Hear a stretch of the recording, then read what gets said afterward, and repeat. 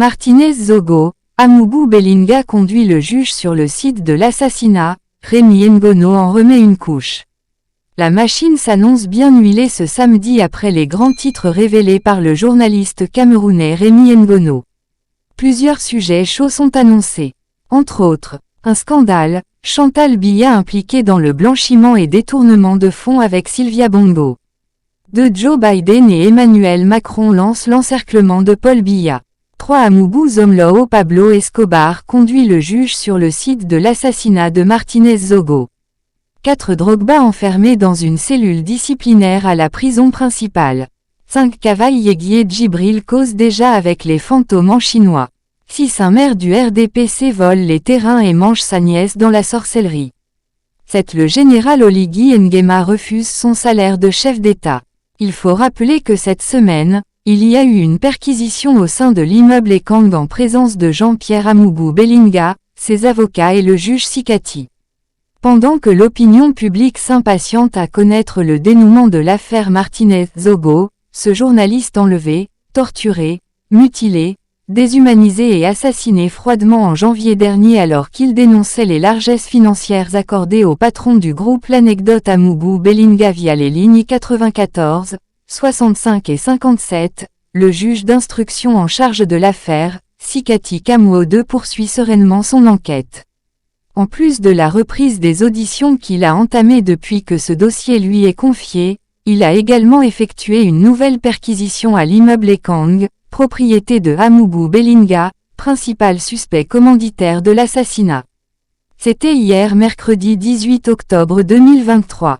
La dite perquisition s'est faite en toute discrétion hier à l'immeuble Ekang, situé en face du Palais des Sports de Yaoundé. Mais nous avons quand même réussi à soutirer quelques informations pour nos lecteurs.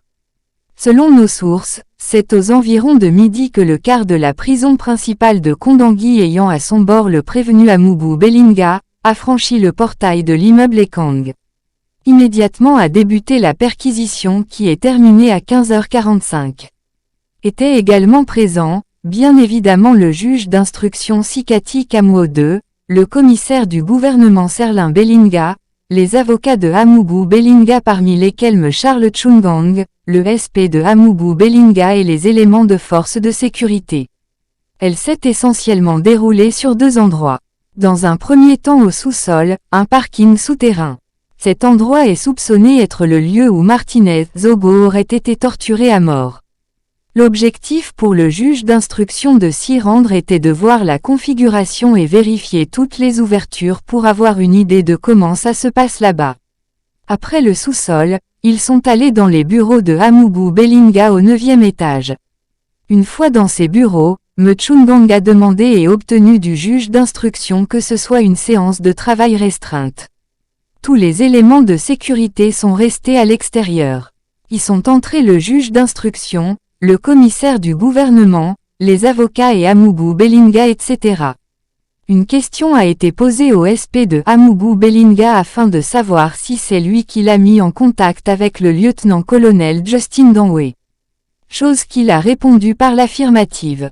Il faut préciser que Justin Danwe, alors directeur des opérations à la DGRE est celui qui a coordonné avec l'aide de plusieurs autres éléments du service secret camerounais les opérations ayant conduit à l'assassinat odieux de Martinez Zogo.